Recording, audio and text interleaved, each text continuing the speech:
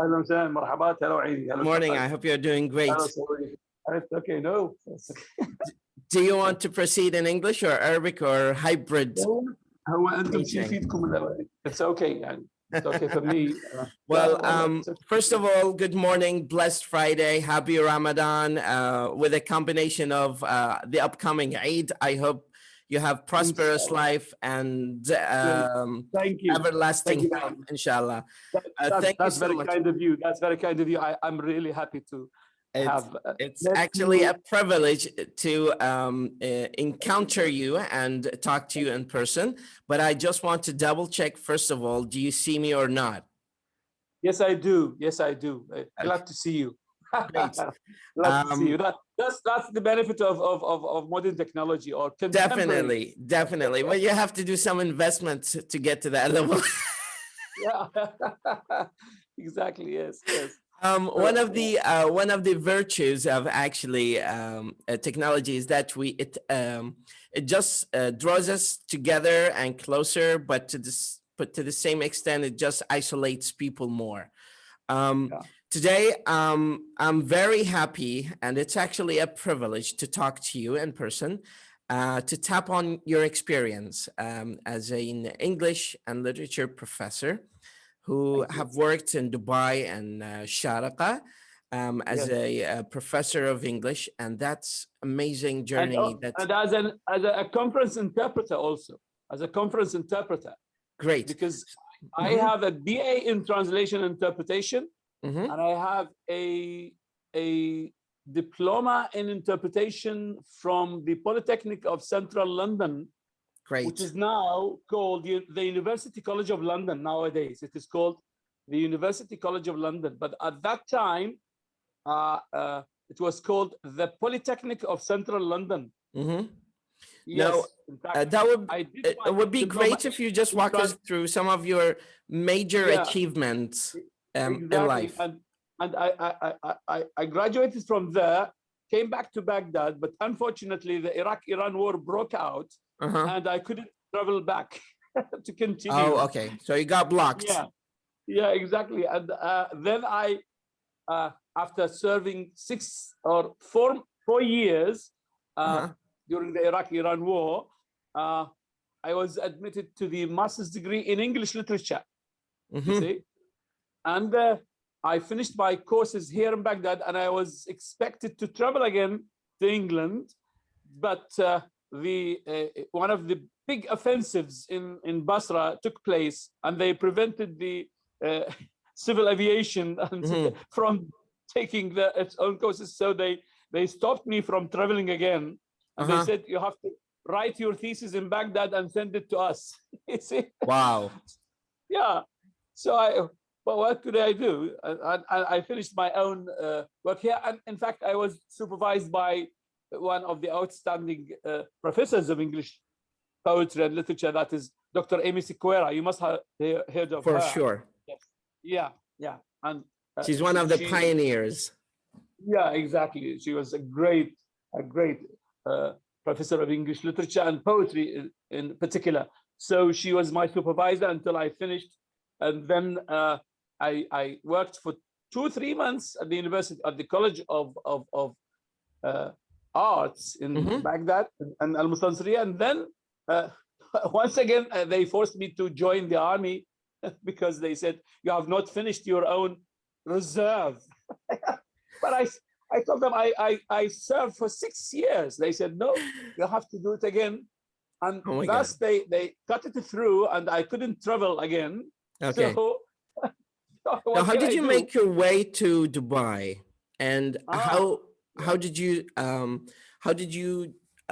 do your activities in Dubai, and what made you just get to the field of literature, particularly because this is so fascinating to look at literature from your own lenses as an English professor who've gone through so many obstacles in his life during the Iraqi-Iranian war, and then being recruited again, and all of that frustration as a collateral psychological impact on you that just made you just invest in literature and delve deep in this field.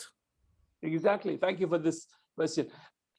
One of the most important things in this story, or elements in this story, is that after the end or the elapse of 1 year of the Iraq-Iran war, I was there in the front lines. After the elapse of 1 year, in the second year, I started to translate poems to the soldiers. What could I do? There's no way out. Well, thankfully you didn't bite a bullet at that time. Yeah, just to entertain ourselves and to tell them something. And you know, most of these soldiers were graduates of universities. They were not only ordinary people. They were graduates of universities, but they were they were engineers. Some of them were doctors. Some were them of you know, graduates of the administration and economics, and you know, so many specializations. And sadly, some of them were ground by the wheel of war. Course. Yeah, thousands of them. In fact, thousands of them went and they were, you know, victimized. In fact, because you know, it was a horrible thing. So either captivated or got killed. Exactly. Some of them were, you know, taken as prisoners of war and remained outside the country and away from the world for 8 years or something like that, and more than that. Anyhow, so I was lucky enough to find some friends who used to read and to encourage me to continue reading and to continue translating for them, just to or to even sometimes at night they ask me, tell us a story from your own literary background, and let's enjoy the time. And some of them are still alive, by the way, and some of them are still writing to me. Some of them started to write to me just less than 1 year ago, who they were amazed that I am still there. And some of them wrote to me their own, you know, memories, and it was something. Now, if you remember it, it was something fascinating. But at that time, it was a terrible experience, you know, a terrible experience. I think, Professor, I think you should write the second trilogy of Tolkien. I think you're definitely ready for this kind of thing. Correct. And it was, you know, a very rich experience at the same time. Once I left the army after 4 years there at the front line. Recruitment, And then I gave some lectures at the College of Arts, and then they took me back again to the army. So I couldn't find my place. And therefore, when I returned, the late Dr. Faiz, who was the professor of English literature and poetry in particular, asked me to submit my papers to the College of Languages, which was opened just 6 months ago for that time. So he said, come with me. I don't have any other teachers of English literature. So he talked to the dean at that time, and they released me from the army because of this letter. Yeah, he gave me a letter that he would be appointed as an assistant instructor at that time. And then they released me from the army, but they paid me a salary of a soldier. Yeah, that's why your time is different from ours. You see, definitely. I think that the whole decline in the publication and the whole decline in the education system at that time can be attributed to the way the elite people in society were treated and trodden on by the militarized media and militarized forces who recruited them and sent them to the front lines to face their destiny, and then just either get captured, captivated, killed. It was a tragic destiny. Many of my colleagues and friends were PhD holders. I mean, I wish I can read one of your publications, maybe in future, once you have this book off your chest, to release about your memoir of war. And I wrote on my page some of the stories of the past. I will definitely check them out. Yeah, you can find them. Some stories. I will definitely check them out. Last year, many people remembered these, my God, they were amazed, and they told me, why don't you put them in a book? I told them I don't want to repeat them because they were so painful, you know. Yeah, I think that kind of post-trauma that soldiers undergo is just enough for them to be psychologically isolating themselves from reminiscing about these kind of exactly. You know, I was very young at that time. I was like 4 or 5 years when I remember just flashes of my dad in his military suit departing my house and just asking my mom to take care of me because I was crawling at that time. But later on, I remember when he was telling my uncles the stories of those people who were, you know, retreating or escaping war just because they want to see their families, and they were captured by Iraqi police officers and were executed on site just because they retreated from facing their enemy.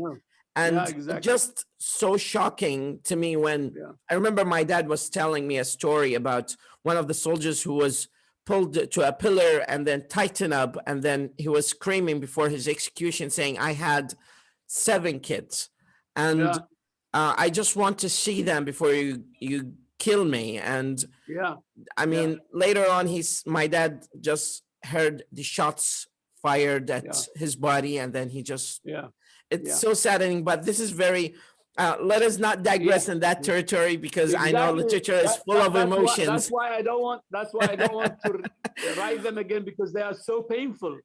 Painful. Since literature is fraught, with positive emotions, I want you to tell us about the beauty of English literature. Yeah, exactly. Sometimes my students used to say something while I was giving some lectures in English poetry, and they said, Ustad, it's nothing in comparison with our tragedies, you know, which is true,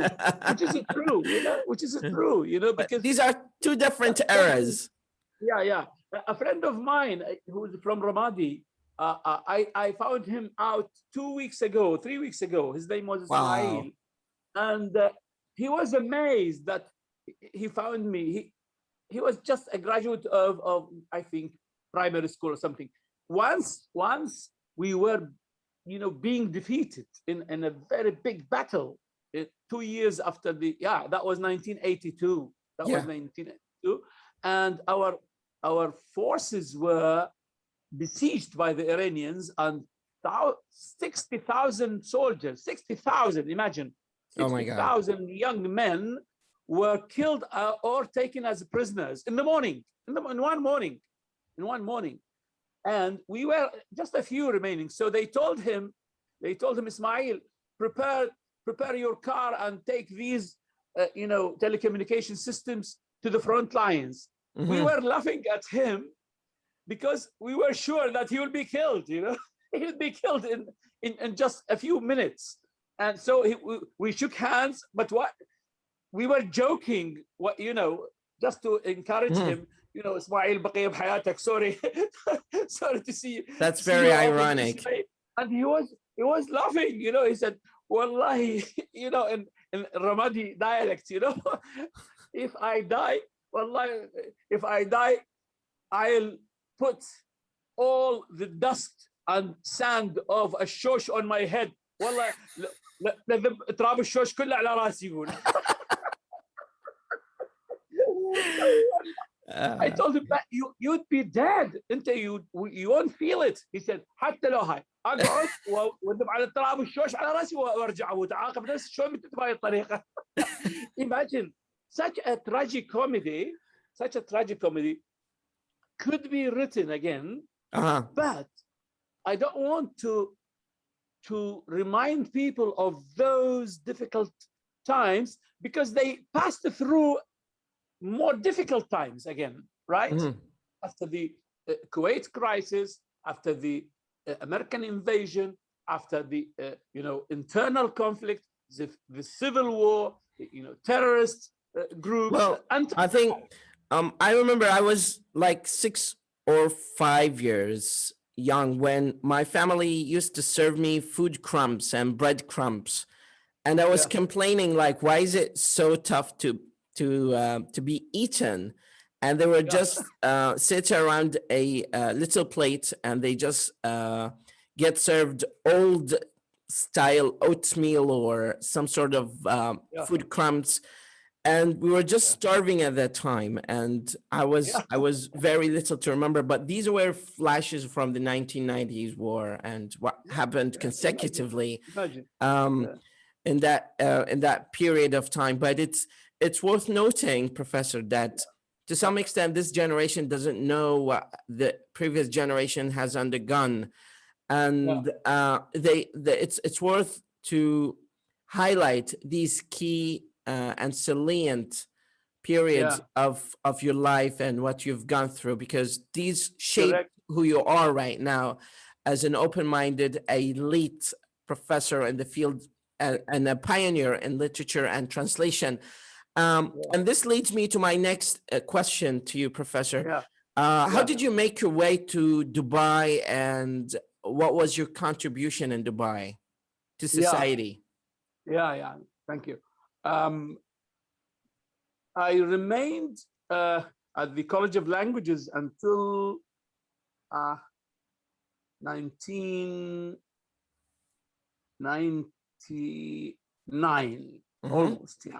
Yes, and everybody, was trying to forge their passports. They used to pay money to forge it because to forge their passports to escape.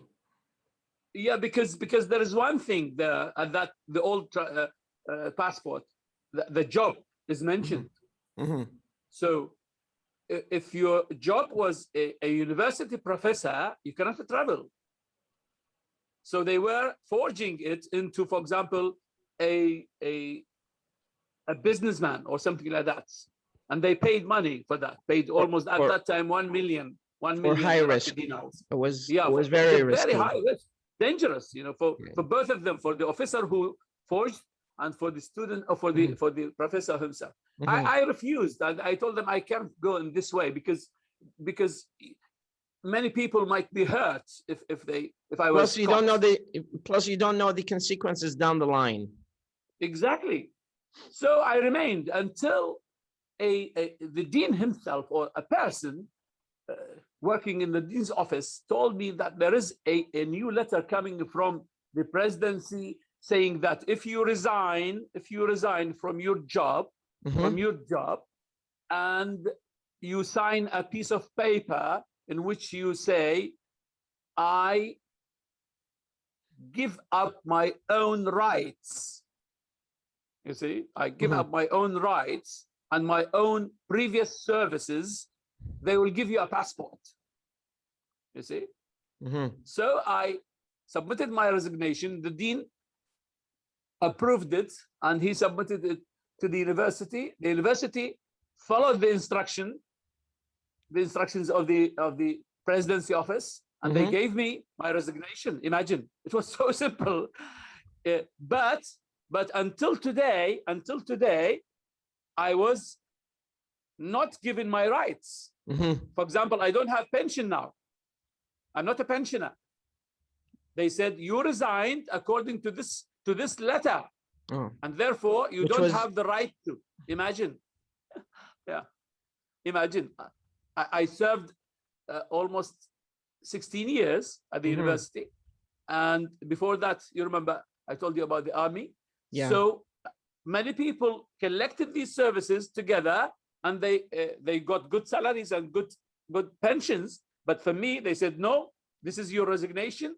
And after all of these years, and under the tyranny of the regime at that time, as enforcing more than 500,000 people to face the music and war, you were treated as a disposable person, as a person who doesn't have any rights and no pension, despite the 16 years plus service. Believe me, I left the country with $500 in my pocket only. There I worked as a teacher of English in a small institute in Dubai for almost 1.5 years, and then I worked also at one of the universities, I forgot its name, wallahi. It was a private university, teaching there for what almost year? 6 months. Yeah, for 2 years almost together with this institute. Yeah. Do you remember what year was that? That was 2000, the year 2000. The year Before 2000, the invasion. 2001. 2000, 2001. And at the beginning of 2002 also. And then I worked for a big company that provided services of simultaneous translation and written legal translation at the same time, giving lectures at the same time, giving lectures in translation, So it was a good change in my life, giving lectures, training some translators, and translating also legal translation, and attending also conferences in the field of interpretation. So 3 jobs at the same time that continued for 4 years or something like that. Then I moved to a TV channel. So a TV channel, it is an economic channel, which is still there, a business channel for 3 or 4 years, but I couldn't continue. It was too long to work as an interpreter, as a translator, and as sometimes, I used to organize meetings for them, and to go out to attend some conferences also, to attend some meetings. It was a terrible experience, but it was very rich and useful. CNBC. I know that channel. Yes, the economy. By the way, they contacted me. They contacted me just a month ago, asking me to come back again to Dubai to resume my job. I told them, now I am an old man. I cannot do all those things for you. They said, no, we are following you, and you can do it. So I moved from here to there, from translation to interpretation to. Can I take your job? Can I take that job in lieu of you there? Yeah, sure. They asked me to nominate, a candidate. Okay. And I told them, I gave them 2-3 names. They said we contacted them. They were busy, and they could not imagine because this job, working as an interpreter for a TV channel is not an easy job. You must have noticed, Definitely. Yeah. It's very demanding one, for sure. Yeah, exactly. And they work for long hours. For long hours. Later on, that's why they don't go there. Yes. Later on, you worked as a literature professor of literature. Exactly. So tell me about that rich experience as a professor of literature in one of the big universities in Dubai. Exactly. Not only that, but even some students of the universities in UAE and even in some of the Arab Gulf countries used to write to me, or the development in telecommunications helped me to give them some lectures on phone, online sometimes, and to contact them or to send their theses to me, to read them, to correct, and to give them my opinion. والله دكتور أنت يعني دكتور شاكر أنت قامة حقيقة من قامات الأدب العراقي والأدب دكتور عامة تدريس الأدب. الله يخليك. That's a huge amount of experience. You're a treasure of knowledge, especially in the field of translation. And this is actually a privilege of mine to get the opportunity to approach you, to talk to you. Well, I'm very happy to have met you, and I'm at your disposal anytime if you if things get better. نسوي في الجلسة نسوي for sure. I'll definitely get in touch with you inshallah on this regard, and I will definitely if things go well, I can come and see you in person, but since this is very critical period. أنا موجود مثل ما قلت لك. I'm there available at the الإسراء University College. Yeah, great. الإسراء University College. عندك بالأربعاء أكون موجود، كل أربعاء أكون موجود، بس أعطي دروس online. I give lectures online in English literature and literary criticism. So why some people think that language is more beautiful than literature? Can you change the stereotypical perception of that kind of? لا يعني maybe إنسان يحكي على الوتر الحساس مالتك، يعني سأثرت حفيظتك يعني. أعتقد الجماعة اللي كانوا يدرسون موجودين، زملائي اللي خلصوا دكتوراه باللينغويستكس وكذا، احيانا كانوا يحضرون محاضراتنا في الادب، او احنا نعطي محاضرات بصراحه يطلعون منتعشين اكو، لانه شو اسمه يعني، لانه احيانا باللينغويستكس اكو جفاف واكو شو اسمه التزام بقوانين معينه لا يمكن الخروج عليها، لا يمكن الخروج عليها. في حين انت الان بالنسبه يعني اي قصيده تاخذها، حتى مثلا قصائد تي اس اليوت المليئه بالالغام، مليئه بالالغام، مو قصائد تي اس اليوت مليئه بالالغام، مع ذلك انا كنت اعطيها، يعني تصور هي ما يجوز، بس انا كنت اعطيها مثلا طلاب الصف الرابع في كليه اللغات، وقسم منهم الان هم بي اتش دي هولدرز، حتى منهم دكتور حسن علاوي موجود حاليا بجامعه الديوانيه يمكن، وحتى دكتور مؤيد بقسم اللغه الانجليزيه اللي يدرس لغه باحدى الكليات الاهليه، مؤيد. هو هم كان تلميذي في المسائي، كان تلميذي في كليه اللغات مسائي، فكانوا يستمتعون بالادب الانجليزي والشعر اكثر، لانه مثلا لما يشوفون مثلا واحد يشوفون مقطع من القصيده وهم بهم قسم كانوا شعراء معروفين الله يرحمهم، واحد توفى منهم قبل فتره حتى هي كميتد سويسايد، حتى كان تلميذ استغربت، اسمه رحيم الله يرحمه، كان عنده بي اتش دي ويدرس بالناصريه، وشخصيه يعني ثقافيه هائله.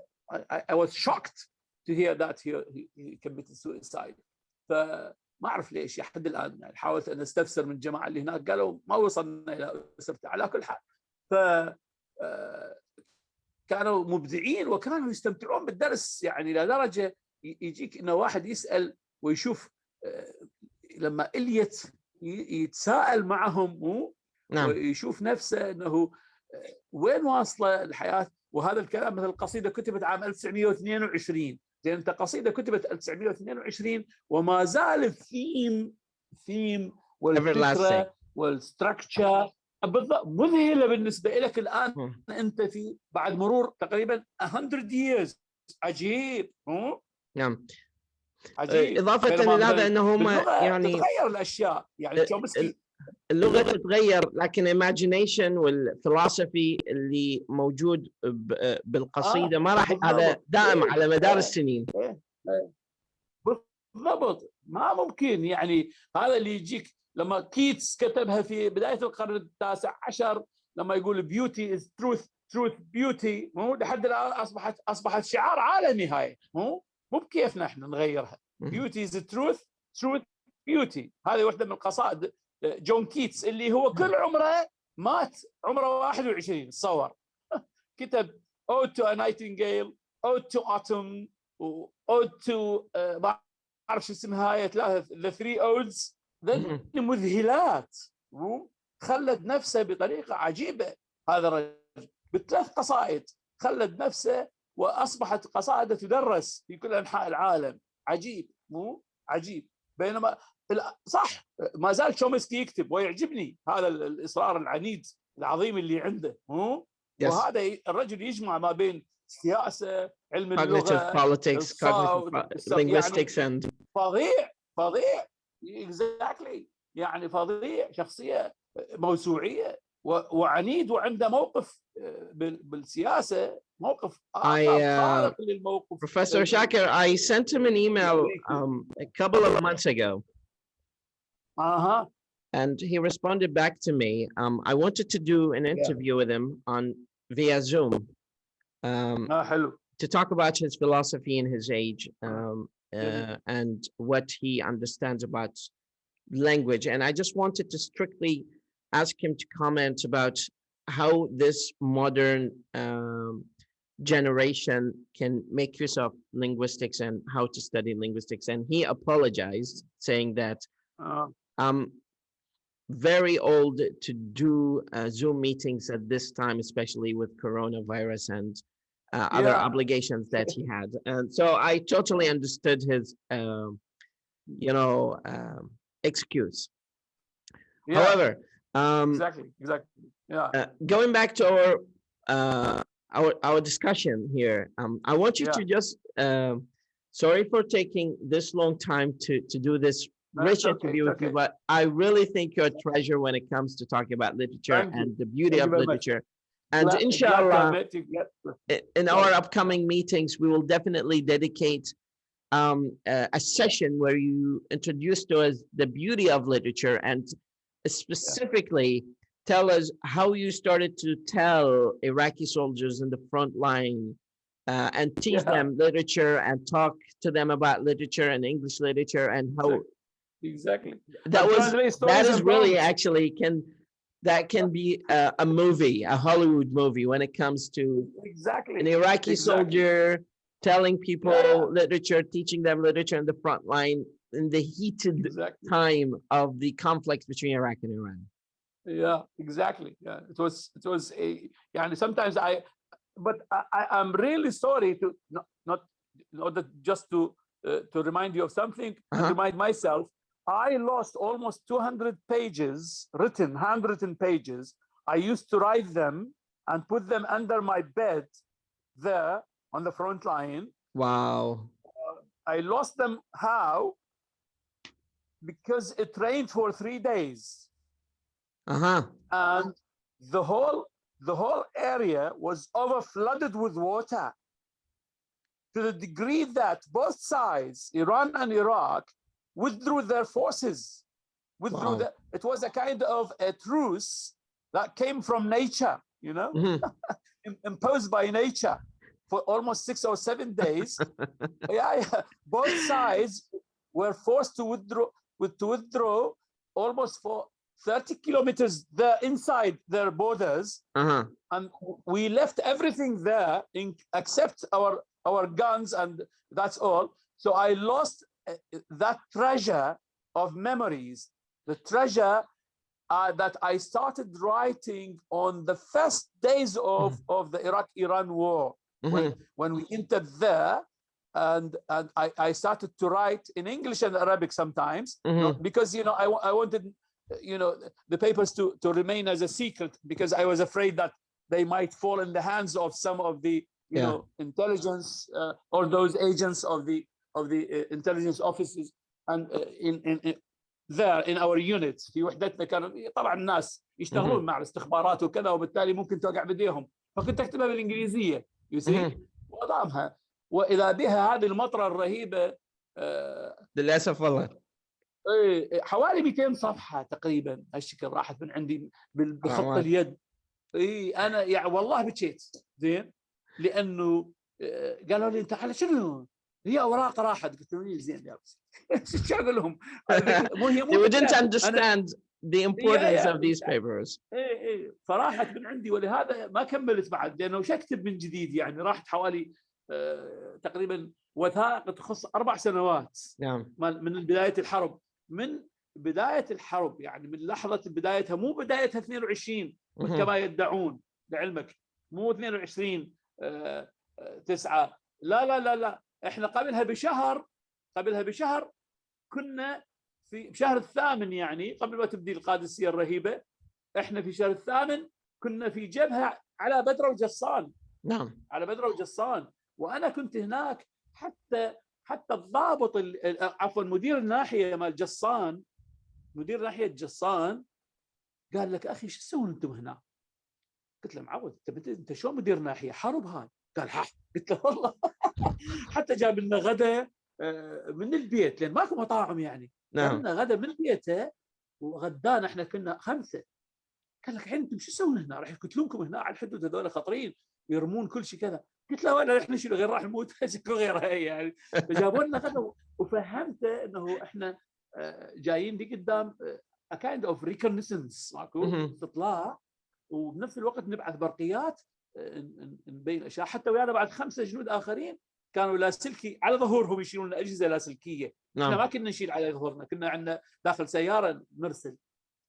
فهو استغرب يعني. يمكن 4 days later 4-5 ايام اشتغل البومينج on both sides، وعندنا 5 جنود، هم دول ال5 اللي امام يروحون قتلوا تصور. فلما قتلوا بلغناهم انه نريد واحد يودي their bodies الى بغداد. قال نعم. هو مال شنو ذولا 5 توديهم؟ نريد مأمور يعني يودي واحد شهداء. قال شهداء مال شنو؟ ما يعرف. لا ما يعرف. لا لا البارحه استشهدوا بالمعركه. قال لا. قلت فهو استغرب يعني معقوله؟ قلت له ايه معقوله؟ فتصور انت هول الكارثه تمر بيك ذي الذكريات كلها والمخاوف. وقلت لك يعني هذا الجندي ذاك اليوم كتب لي اسماعيل. نعم. والله مو هو اسماعيل، حتى الاخر معاه لهسه، وخابرني ذاك اليوم. هذا هم من الرمادي اسمه محمد اول يوم التحق بعد حوالي شهرين من الحرب العراقيه الايرانيه، وهو قاعد بالسياره جوه تكرموا ذاب حذاءه، واحنا قاعد نتصل باللاسلكي، فهو صار قصف. نعم. بالليل صار قصف بالليل، طيران. هو اعتقد انه somebody knocked the door. هو اعتقد انه احدهم طرق الباب مال السياره، فقال باللهجه مال الرمادي تفضل. قلت له وين تفضل؟ قلت له وين تفضل؟ تتجنن؟ تقول له قوم انزل.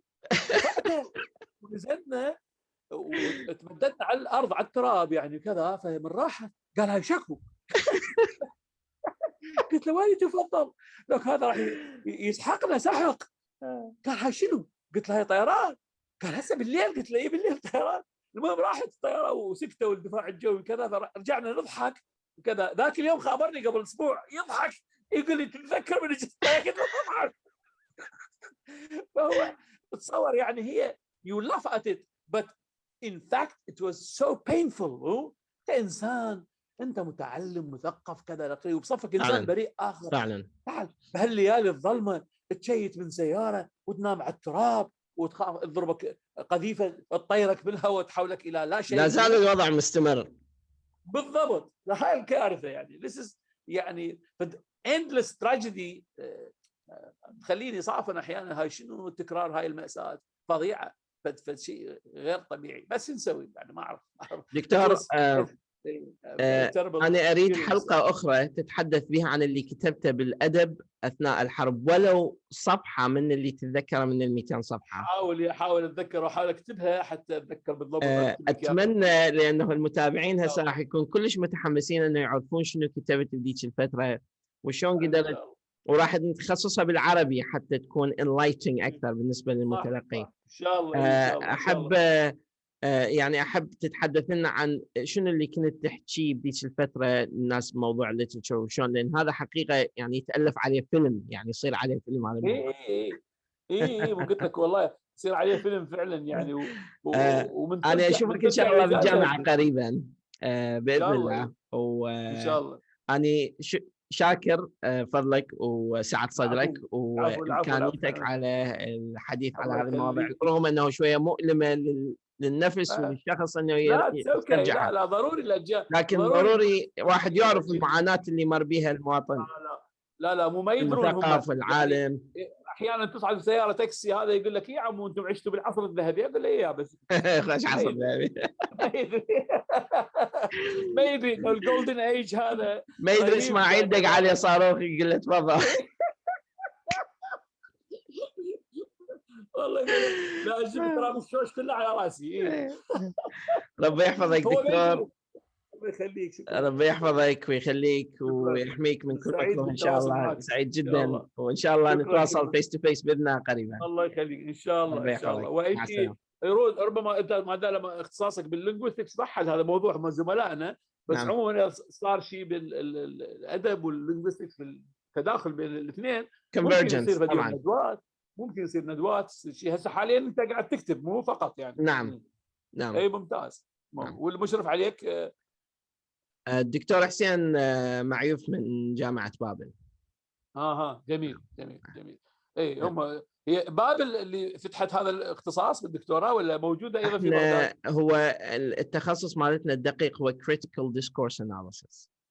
جميل حلو جميل. فأنا حاليا يعني التخصص مالتي هو بهذا CDA احنا نسميه critical discourse analysis. I'm analyzing the political bias of media to certain agencies and authorities and how they can manifest that as a form of domination, racism, empowerment, and that permeates through the text. So when it comes to talking about this, it is going to be very close closely related to literary criticism, because exactly where we have a borderline and convergence. exactly. انت بهاي يعني لو ان الموضوع اخذنا وقت كثير بس شو اسمه it reminds me of the discourse used by some writers, but for example in 1984 حتى in 1984 هاي الروايه هذا جورج أورويل أورويل's 1984 بها هذا الموضوع. من اول ما تدخل على الخط وتباوع يستخدم هذه اللغه احيانا الساخره والمزدوجه اللي توصل بين الاثنين اللي هسه انت اشرت two-edged sword to be honest. exactly two-edged sword. عندك دكتور انت يعني ضليع بهذا الموضوع. Animal Farm جدا يعني قويه بهذا الجانب. طبعا عالم اخر. Animal Farm فعلا يعني اصلا هي لعبه الانيمال فارم يعني هي كلها بالامبيدد وامبليكيتشر التلاعب باللغه هذا التلاعب باللغه رهيبه الشكل يعني والسيمبوليزم هاي العجيبه هاي السيمبوليزم العجيبه اللي قدر بذاك الوقت ان يعبرها وهو نفسه تمرد على الناس اللي كان ينتمي لهم. هو كان هي واز ماركسيست اند كوميونست بس هو شافها من وقتها مبكر انه هذا خطا تاريخي راح يقودهم الى اخطاء اخرى وقادهم الى نهايه مع الاسف يعني زين ما كان لازم يرتكبون هذا الخطا. المفروض يعني يقرون هاي الروايتين ذاك الوقت يقرون ذني الاثنين ويصححون مسارهم بس ما حد ياخذ نصيحه الادب. سوري يعني دكتور انا اعرج على نقطه صديقك اللي انتحر بالناصريه. اعتقد he was my student.